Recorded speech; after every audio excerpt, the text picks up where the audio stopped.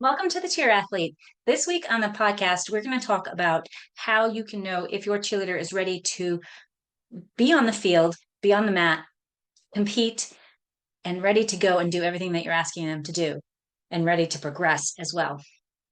So, we're going to talk about movement screening and how to incorporate that into your practices. Welcome to the Cheer Athlete Podcast, where we bring coaches, parents, and athletes expert tips and advice to help keep cheerleaders healthy, strong, and at the top of their game. Now let's go. So I was listening to the Movement podcast on Spotify. I'm sure it's on YouTube as well, and that's through the FMS systems. And FMS, if you don't know me, I'm Laura Turner, and I'm a physical therapist and a strength coach. I did my doctoral comprehensive case analysis, my thesis basically, on functional movement screening and the risk of injuries and how it can help to reduce the risk of injuries in cheerleading. And through it, I found that doing a movement screen can absolutely identify if someone is at risk of an injury. So first, let's talk, what is a movement screen and why should you pay attention to it? Well, the founders, is Greg Cook and Lee Burton, and I think there's Kyle Kessel and Phil Plisky. They've done a lot of research on checking out gross movement. I have lots of podcasts about this in the past, and different screens and different pieces that go together, and whether or not you have the ability to actually move forward. But the essence of a functional movement screen the structured one that they put together, you look at a squat pattern, you look at a lunge pattern, you look at a hurdle, so stepping over an object and back, look at shoulder mobility, and you look at a leg raise, you look at core stability with a push-up, and with rotary stability, so on hands and knees like a bird dog. And these 7 tests have been shown to correlate with regular functional movements that we do in everyday life. Like in cheerleading, it would be basing and getting into the squat pattern, a flyer, being able to have flexibility to do a heel stretch, a tumbler having the shoulder mobility to be able to perform a tumble pass. And so these are important movement patterns that will identify where there's missing motion and then help to determine, is it actually a movement problem and something that needs stretching, or a stability problem that needs more stability and strength. And I think these are important because if we don't know where we're at, then we don't know what the risk is. And I think a movement screen should be included in every pre-participation physical. I wish it would be done at the physician's office, or like as part of that pre-participation physical, you come in and you see me, a physical therapist, or you can even a strength coach, a personal trainer who's trained in FMS can go and do a movement screen and just give you that baseline where you're at and where you're starting. As we're at the beginning of the season right now for high school, and it's really still the beginning of this year for All-Star as well, but where are they at? Where are they coming in from? Because where they're at today may not be where they were at when they finished in May. Life happened, right? They had sports in the summertime. They were hiking and they rolled their ankle. Not too bad. They're able to do stuff, but maybe it's a little wonky. Or maybe they are, they're just tired because they've been on the go and traveling all summer long. Or maybe they're full, fresh. They have done their recovery work and they are superstars and ready to go. So it's good to know that baseline of where they're at the beginning of the season, so that you can check it again mid-season or at the end of fall season and the beginning of winter season, and you can compare and see, have they, 1, made progress, and 2, are they still doing okay? A lot of times cheerleaders will come to me in the clinic and they're not telling their coaches if they have pain. Like I see people for back pain all the time, and or someone that's had a foot injury, and they're not letting their coaches know that this old prior injury has happened. But that's a big factor in a new injury. And so it doesn't mean that you have to stop participating. And I think coaches sometimes are afraid that, kids are afraid that they're going to tell their coaches that they are hurt, and then the coaches are going to pull them out and they'll lose their spot. Coaches are afraid that the kids are going to get injured and pull themselves out, and then it's harder to repurpose the routine. And I think they think that like just because they have pain that the physical therapist is going to tell them, no, you can't do this. But when you know what the movement looks like, and when you have an idea for, is this an actual safe movement or is it a risky movement? Then you can tell them, hey, just do these exercises beforehand, build this up, do these, do some exercises to help make this better, whatever this might be, and they can still participate. So with the movement screen, we're going to look at, one, you rank it on a scale of 3, 0 to 3. 3 is it can be done perfectly. Super solid form, good mobility, they have full mobility, no limitations, and good motor control. 2 is they can do it, but it doesn't necessarily look perfect. They're maybe a little bit off.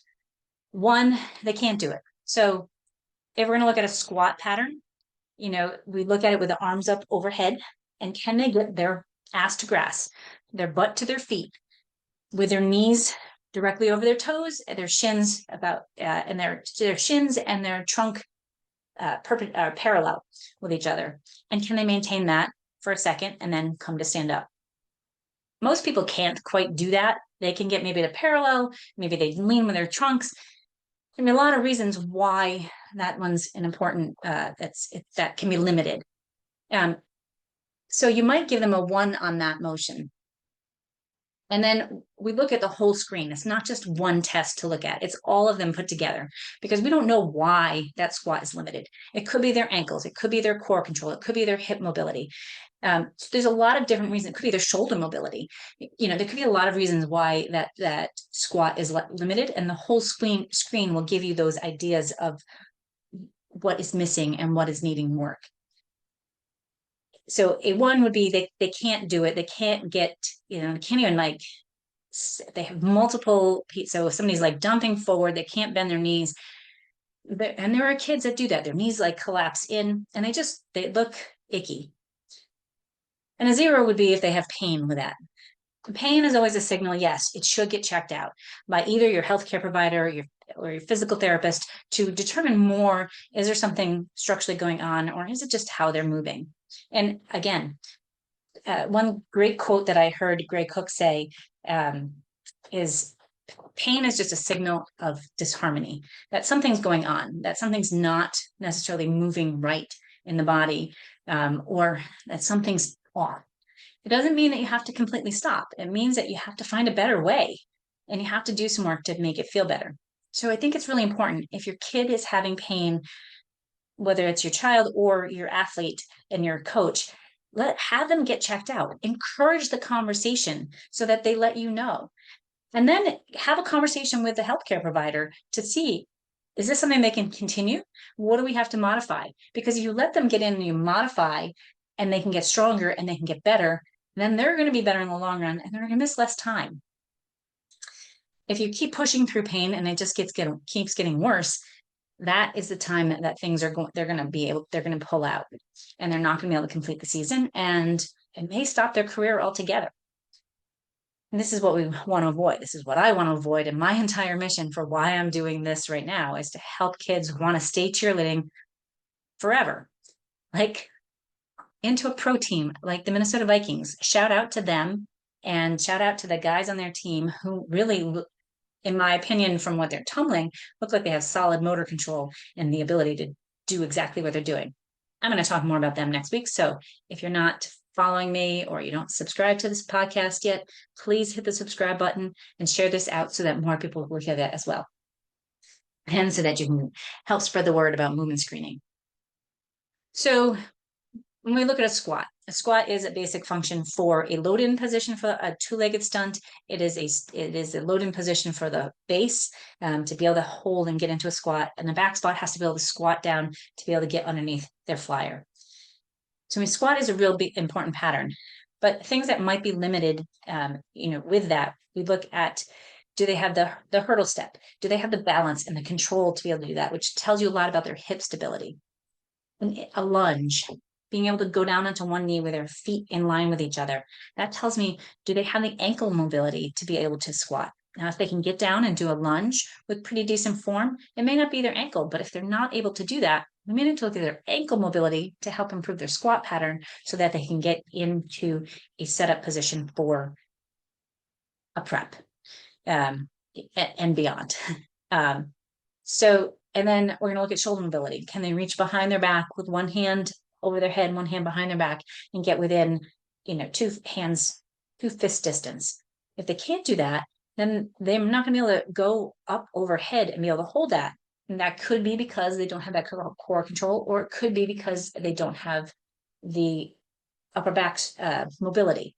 We're going to look at that through a trunk stability push-up, getting down onto your hands and knees and pushing in one motion straight up. Their back should be like a board and going in one motion. If they don't have that control, let's work on that core control and upper body control and upper back mobility to be able to get that. There's sub pieces in there that will look at like a child's pose after that, and to see if they can actually get their arms out straight, or are they really kyphotic and rounded through their upper back. That'll tell me if they need more mobility versus if they need strength. You need the mobility to get the strength, but you need them to go together as well. So as you can see, it's not just one piece to get into that load-in position for a stunt. It's a whole screen that goes together. We can put this to tumbling. We can put this to to dance. We can put it to everything, because what the movement screen will tell us is, do they have that actual good quality movement that allows them to, that is the baseline for movement. So I encourage you, I have a resource that's in the show notes, and that you can sign up and have a movement screen, get a movement screen, go through the details of a movement screen. I will also come to you if you want someone to come and screen your kids for a baseline. You just have to reach out to me and at laura@movebetterllc.com, and I'm happy to schedule a time. I'll travel. I'd love to travel. There's an extra cost for travel, and I would love to travel and come to your team and determine, are they ready, or not even are they ready? What's their baseline? And give you some suggestions for, like, are they actually ready to go and get into your full-on pushing practice season, and ready to progress where they're at. The cheer doctor posted something recently on Instagram. I think it was Instagram. I might have seen it on Facebook. I don't remember where. Maria, she's a fantastic physical therapist and strength coach, and really an excellent speaker for building strength and cheerleading. And I love what she's doing. She posted something about, coaches, let's not harp on the being perfect before you are able to put them up in the air and do stuff, that it has to be perfect in the ground. And she made a valid point. And I agree with her mostly. I do think it's important to be able to, you have to have the baseline movement to do it, but you also have to be able to translate that up in the air. And some of that's going to be wobble and not absolutely perfect yet when you start to perform it. I don't think you should be putting out stunts that are falling over. And so that's where the practice and perfection before progression comes in. I think, on the mat or on the field, like, I think you need to have solid, because no one in the stands wants to see a cheerleader falling from the ground and landing on each other and, God forbid, having an injury. But it doesn't mean that they can't work on that stunt. It doesn't mean that they can't get the mobility and get the strength up to start to perform that, so that they get better, because they have to learn by wobbling. Let them fail and practice and have the spotters there. And then when it's solid, that's a solid 2 in a movement screen. It doesn't have to be perfect, but it has to, have the control. Once they have that control, then put it out there. And that's how we determine in a movement screen if somebody's ready to go and do a higher level skill or lift. So I use movement screening to determine what I'm going to do for workouts.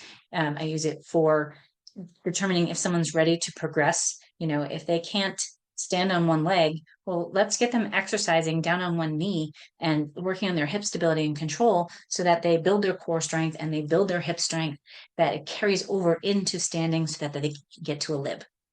I can give 1,000 examples of how this all ties together. I hope you get my point. Like, we need to have quality movement. We need to have quality stability, and we need to be able to do the work. So even if you're just looking, if you're not doing a full FMS movement screen, then look at what they're doing for their stunts. First, look on the ground. Can they do it? It might not look pretty, but if they can do it and it's solid and it's not, if they pull a heel stretch or they pull a lib on the ground and their hips are relatively stable, but it's not, they still need some work on their high V and they need to get a little core control, then it might be okay to get them starting to do that. But if their hip is dumping to the side and they're leaning, then there's no business putting them in the air. It doesn't mean they can't get there. It doesn't mean you can't encourage them to get there, but you might have to work on that a little bit so that they get more solid and get that hip control or ankle mobility, depending on what it is, to be able to get up and progress from there. So I encourage you, wherever you're at in practice right now, get a baseline. See where your kids are at. See what their baseline mobility is like. Can they touch their toes? Can they reach their leg up? Can they squat? Can they stand on one leg? Can they do a push-up? It's okay if they can't. Just then give them the tools so they can do that. So that will carry over. Someone can't do a push-up. They're not doing an inverted stunt. A flyer's not going to be able to do an inverted stunt to be able to push up and come back up into stand. They need that strength. They need that core stability, and they need that overall control and proper mobility to get there. There's a lot of pieces that go with it. And you don't have to exercise forever. You just maybe have to put it into a warm-up routine that helps them get ready to do what they're going to do. If you're interested in learning more, you can you can reach me at ltthecheerpt.com. All of my links are in there. You can email me, Laura@movebetterllc.com, or you can reach out on Instagram and just send me a message and we can have a conversation. Again, I have that free resource for movement screening, as well as, I'm happy to do movement screenings either individually or as a group. You just have to reach out and, I'm happy to come and we can do it by Zoom if we need to. So if you want more information for yourself, reach out and I can talk you through stuff and see, is your kid ready to do that? And are your athletes ready to go and move ahead? And then create a plan to get them there, because that's the whole point of having practice, is get them there. Their starting point is here. They got to get to where we want them to be state champions or to win worlds.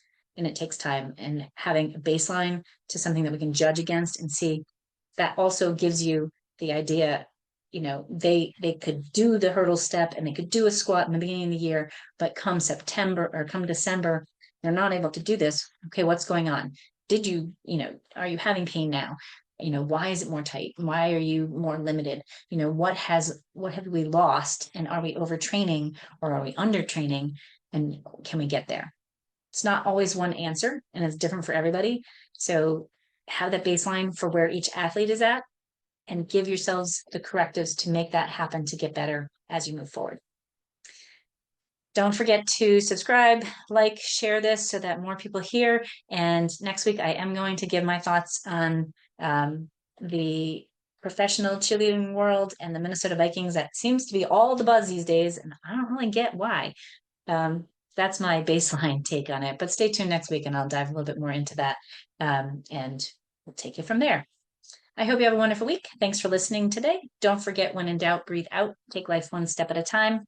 You're responsible for your own vibes, and you can do anything that you put your mind to. Have a great day.